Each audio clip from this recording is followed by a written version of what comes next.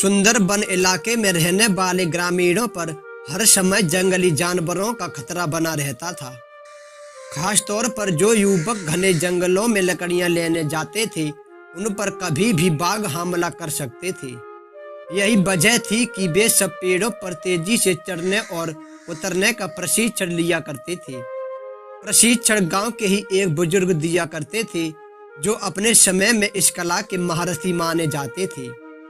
आदर पूर्वक सब उन्हें बाबा कहकर पुकारा करते थे। बाबा कुछ ही महीनों से युवाओं के एक समूह को पेड़ों पर तेजी से चढ़ने उतरने की बारीकियां सिखा रहे थे और आज उनके प्रशिक्षण का आखिरी दिन था। बाबा बोले, आज आपके प्रशिक्षण का आखिरी दिन है। मैं चाहता हूं आप सब एक बार इस चिकने और लंबे पेड़ पर तेजी से चढ़ उतर कर दिखाएं। सभी युवक अपना कौशल दिखाने के लिए तैयार हो गए। पहले युवक ने तेजी से पेड़ पर चढ़ना शुरू किया और देखते देखते पेड़ की सबसे ऊंची शाखा पर पहुंच गया। फिर उसने उतरना शुरू किया और जब वो लगभग आधा उतर आया तो बाबा बोले, सावधान, जरा संभाल कर, आराम से उतरो, कोई जल्दबाजी नहीं है। युवक सावधानी पूर्वक नीचे उतर आया। इसी तरह बाकी के युवक भी पेड़ पर चढ़े और उतरे और हर बार बाबा ने आधा उतर आने के बाद ही उन्हें सावधान रहने को कहा। यह बात युवकों को कुछ अजीब लगी और उन्हीं में से एक ने पूछा, बाबा, हमें आपकी एक बात समझ में नहीं आई। पेड़ का सबसे कठिन हिस्सा तो एकदम ऊपर वाला था, जहां पे चढ़ना और उतरना दोनों ही बहुत कठिन था।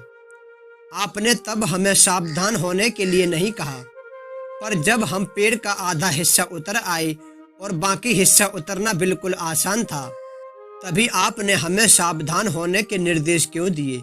बाबा गंभीर होते हुए बोले, बेटे, यह तो हम सब जानते हैं कि ऊपर का हिस्सा सबसे कठिन होता है, इसलिए वहां पर हम सब खुद ही सतर्क हो जाते हैं और पूरी सावधानी रखते हैं।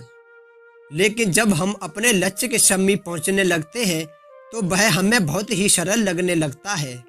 हम जोश में होते हैं और अति आत्मविश्वास से भर जाते हैं और इसी समय सबसे अधिक गलती होने की संभावना होती है। यही कारण है कि मैंने तुम लोगों को आधा उतर आने के बाद सावधान किया, ताकि तुम अपनी मंजिल के निकट आकर कोई गलती ना कर बैठो।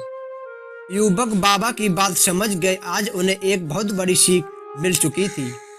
मित्रों, सफल होने के लिए लक्ष्य निर्धारित करना बहुत ही जरूरी है और यह भी बहुत जरूरी है कि जब हम अपने लक्ष्य को हासिल करने के करीब पहुंच जाएं, मंजिल को सामने पाएं तो कोई जल्दबाजी न करें और पूरे धैर्य के साथ अपना कदम आगे बढ़ाएं। बहुत से लोग लक्ष्य के निकट पहुंचकर अपना धैर्य खो देते हैं और गलतियां कर बैठते हैं, जिस कारण वे अपने लक्ष्य से चूक जाते हैं। इसलिए लक्ष्य के आखिरी पड़ाव पर पहुंचकर भी किसी तरह की असावधानी जैसी गलती नहीं करनी चाहिए और अपने लक्ष्य को प्राप्त करके ही दम लेना चाहिए।